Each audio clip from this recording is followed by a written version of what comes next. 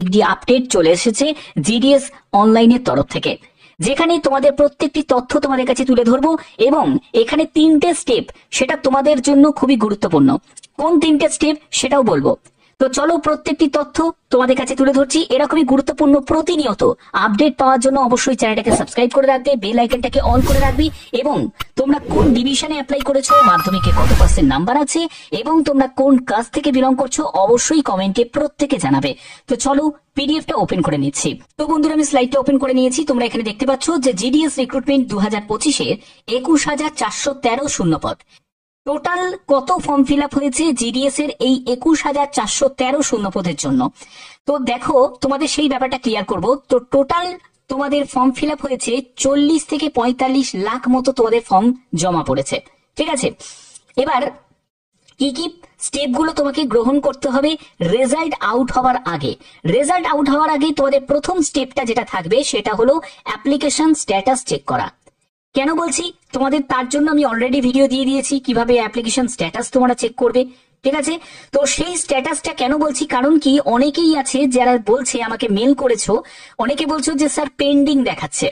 ঠিক আছে, অনেকে বলছো যে স্যার পেন্ডিং দেখাচ্ছে, আমাদের স্ট্যাটাসটা দেখাচ্ছে না। তো সেই ব্যাপারটা নিয়ে কিন্তু আমি তোমাদের বলে দিলাম যে অ্যাপ্লিকেশন স্ট্যাটাসটা অবশ্যই তোমরা চেক করবে রেজাল্ট আউট হওয়ার আগে। ঠিক আছে, দ্বিতীয় স্টেপ হচ্ছে তোমাদের সব ডকুমেন্টস তোমাকে রেডি রাখতে হবে। অর্থাৎ যাবতীয় যা যা ডকুমেন্টস আছে, কি কি ডকুমেন্টস লাগবে সেগুলো তোমাদের কাছে বলছি। প্রত্যেকটা ডকুমেন্টস তোমাদের বলে দেবো, এই সব ডকুমেন্টস গুলো তোমাদের কিন্তু রেডি রাখতে হবে। তারপরে দেখো তোমাদের রেজাল্ট।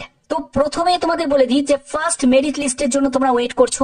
এবার এই ফার্স্ট মেরিট লিস্টে যদি তোমার নাম থাকে তাহলে তো ঠিক আছে, কিন্তু যদি নাম না থাকে ডিসঅ্যাপয়েন্ট হওয়ার কিন্তু কোনো জায়গা নেই, কারণ তোমাদের পরপর 6টা মতো লিস্ট তোমাদের জারি হবে।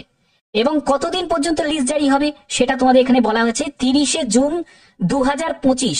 এটা হলো তোমাদের সবকটা লিস্ট জারি হয়ে যাবে তার মধ্যে। ঠিক আছে, ফার্স্ট লিস্টে যদি তোমার নাম না থাকে তোমাকে চেক করতে হবে সেকেন্ড লিস্টে না থাকলে তোমাকে থার্ড লিস্ট চেক করতে হবে। এরকম করে তোমাকে পরপর লিস্ট গুলো তোমাকে চেক করতে হবে।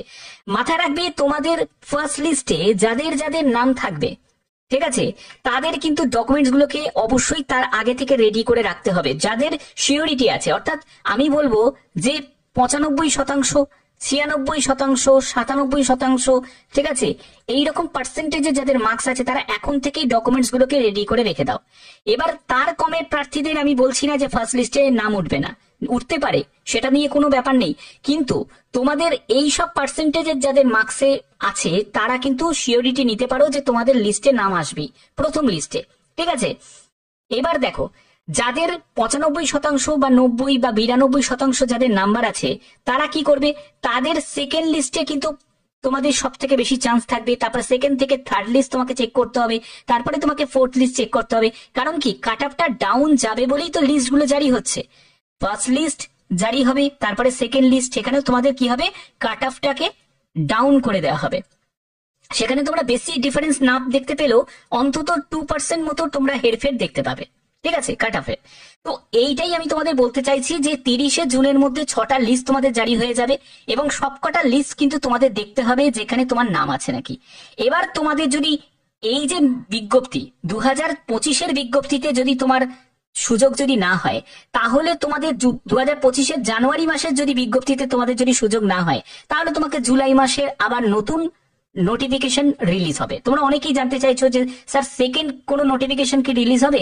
নিশ্চয়ই হবে। বছরে 2টো করে নোটিফিকেশন রিলিজ হয়, একটা জানুয়ারি মাসে আর একটি হচ্ছে জুলাই মাসে। তো জুলাই মাসে আবার নতুন নোটিফিকেশন রিলিজ হয়ে যাবে। ঠিক আছে, তো এবার দেখো তোমাদের কি কি ডকুমেন্টস এখানে রিকোয়ার্ড আছে। এই ডকুমেন্টস গুলো অবশ্যই তোমাদের রেডি রাখতে হবে। দেখো, তো দেখে নাও যে তোমাদের কোন কোন ডকুমেন্টস গুলো তোমাদের রেডি রাখতে হবে। প্রথম যে ডকুমেন্টস গুলো সেটা হলো তোমাদের 10th এর মার্কশিট। খুব ইম্পর্টেন্ট একটা ব্যাপার, 10th এর মার্কশিট সেটা কিন্তু তোমরা জেরক্স কপিও রাখবে এবং 2 সেলফ অ্যাটেস্টেড ফটোকপি লাগছে এবং তোমাদের অরিজিনাল ডকুমেন্টস। এগুলো তোমাদের ভেরিফিকেশন অথরিটি যারা প্রথমে প্রাথমিক তোমাদের ভেরিফিকেশন করবে এবং সেটা ডিভিশন ওয়াইজ, যে ডিভিশনে তুমি অ্যাপ্লাই করেছো সেই ডিভিশনে তোমরা অবশ্যই কমেন্টে জানাবে যে মাধ্যমিকে তোমাদের কত পার্সেন্ট নাম্বার আছে এবং তুমি কোন ডিভিশনে অ্যাপ্লাই করেছো। অবশ্যই প্রত্যেকে কমেন্টে জানিও। ঠিক আছে, তো সেখান থেকে তোমাদের ভেরিফিকেশন যে অথরিটি আছে তারা এই মার্কশিট গুলোকে ভেরিফাই করবে। যারা জেনুইন ক্যান্ডিডেট সেটা কি করে বুঝবে? তো জেনুইন ক্যান্ডিডেট বোঝার জন্য তারা একটা সেকেন্ড স্টেপ ভেরিফিকেশন করাবে, সেটা হচ্ছে ডিজিটালি হবে, ঠিক আছে? সেটা বিভিন্ন অ্যাপ সেতুর মাধ্যমে, বোর্ডের যে পোর্টাল আছে সেখানে তারা চেক করবে যে এই মার্কশিটটা অরিজিনাল নাকি।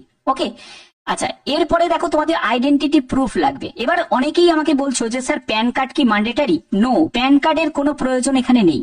তোমার আধার কার্ড থাকলেও হবে, না থাকলেও কোনো অসুবিধা নেই, কিন্তু ভোটার কার্ড, ড্রাইভিং লাইসেন্স বা তোমাদের রেশন কার্ড, যে কোনো আইডি প্রুফ হলেই কিন্তু হয়ে যাবে। আমি বলবো সবকটা আইডি প্রুফই নিয়ে যাবে যে কটা আছে তোমার কাছে। কাস্ট সার্টিফিকেট অবশ্যই প্রয়োজন। এবার যদি তোমার কাস্ট সার্টিফিকেট যদি না বানানো থাকে, তার জন্য কিন্তু একটা লেটার জারি হয়েছে তোমাদের, অবশ্যই আমি সেটা জন্য আমি তোমাদের দুপুরবেলায় ভিডিও একটা দিয়েছি, সেটা হলো আন্ডারটেকিং যে লেটার। এই লেটারটার যে তোমরা দেখতে পাচ্ছ, এটা কিন্তু তোমাদের ফর্ম ফিল আপটা করতে হবে। এটা কিন্তু এখন লাগবে না, এই যে আন্ডারটেকিং, এইটাকে তোমাকে ফর্ম ফিল আপটা করতে হবে। তবে এটা কাস্ট সার্টিফিকেট রিলেটেড, যারা যারা তোমরা এসসি, এসটি বা ইডব্লিউএস, ঠিক আছে, হ্যাঁ, এইসব ক্যাটাগরি থেকে বা ওবিসি ক্যাটাগরি থেকে যারা বিলং করছো তাদের জন্য এটা, ঠিক আছে? তোমাদের 15 দিন সময় দেওয়া হবে।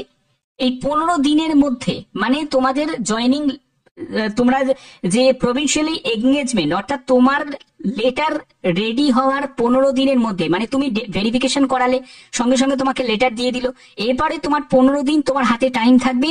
যদি তোমার কাস্ট সার্টিফিকেট না থাকে, যদি কাস্ট সার্টিফিকেট থাকে তাহলে তো কোনো সমস্যা নেই, কিন্তু তুমি যদি কাস্ট সার্টিফিকেট যদি ধরো তুমি ভুলে গেছো বা আনতে কোনো রকম ভাবে কিছু একটা প্রবলেম হয়েছে, তাহলে সেক্ষেত্রে তোমার 15 দিন টাইম দেওয়া হবে। এই 15 দিনের মধ্যে তুমি যদি না তাদের কাছে সাবমিট করতে পারো, তাহলেই কিন্তু সেটা রিজেক্ট হয়ে যাবে। ব্যাপারটা ক্লিয়ার করতে পারলাম তো? এটা হলো কাস্ট সার্টিফিকেট রিলেটেড। ওকে, তো এইসব তোমাদের ব্যাপার আছে, অর্থাৎ কাস্ট সার্টিফিকেটের প্রবলেমটা কিন্তু সলভ। যদি তোমাদের কোনো এই ব্যাপারে রিলেটেড যদি কোনো সমস্যা থাকে, অবশ্যই সেটা কিন্তু তোমরা সলভ করে নিতে পারো। তোমাদের হাতে কিন্তু অনেকটা সময় আছে, যাদের চান্স আছে, ঠিক আছে, সিলেকশন হওয়ার। তারপরে দেখো তোমার PWD certificate, EWS certificate, transgender certificate, তারপর হচ্ছে ডেট অফ বার্থের প্রুফ, যেখানে তোমাদের 10th এর অ্যাডমিট কার্ড হলেও চলবে, অর্থাৎ যেখানে তোমার ডেট অফ বার্থ মেনশন করা আছে, বা তোমাদের ডিওবি সার্টিফিকেট মানে ডেট অফ বার্থের সার্টিফিকেট লাগবে, ঠিক আছে? যে কোনো একটি হলেই হবে। তো এইসব ডকুমেন্টস কিন্তু ম্যান্ডেটারি, এগুলো ছাড়া তোমাদের কোনো রকম ভাবে কিন্তু অ্যালাউ করবে না। ক্লিয়ার? এবার তোমাদের প্রশ্ন আছে, যেটা হচ্ছে যে স্যার কম্পিউটার সার্টিফিকেটের কি কোনো প্রয়োজন আছে? কম্পিউটার সার্টিফিকেটের কোনো এখানে প্রয়োজন এখানে নেই। যদি তোমার কম্পিউটার জানা থাকে তাহলে সেটা ভালো, বাট যদি না জানা থাকে, তার জন্য যে তোমার যে মানে কি বলবো সিলেকশন যে আটকে যাবে, এরকম কোনো ব্যাপার নেই। আশা করি এই জায়গাটা ক্লিয়ার করতে পারলাম। এইবার অনেকের সমস্যা হচ্ছে যে স্যার এই মিসম্যাচের জায়গাটা আমরা ঠিক বুঝতে পারছি না। দেখো, মিসম্যাচের জায়গাটা আমি তোমাদের ক্লিয়ার করেই দিলাম। যদি কোনো ক্যান্ডিডেটের নেম, ফাদার বা মাদার নেম বা অন্য কোনো কিছুতে যদি মিসম্যাচ হয়, মানে তুমি অনলাইন আবেদন করেছো একটা নাম দিয়ে, তুমি অরিজিনাল ডকুমেন্টসে অন্য নাম আছে, বা কোনো নামের কিছু গন্ডগোল আছে, কোনো স্পেলিং মিস্টেক আছে, বেশি স্পেস পড়ে গেছে, ঠিক আছে, এইরকম। দেখো, রানীর জায়গায় দেবী, দেবী অরিজিনাল ডকুমেন্টে আছে, সেখানে তুমি রানী করে দিয়েছো।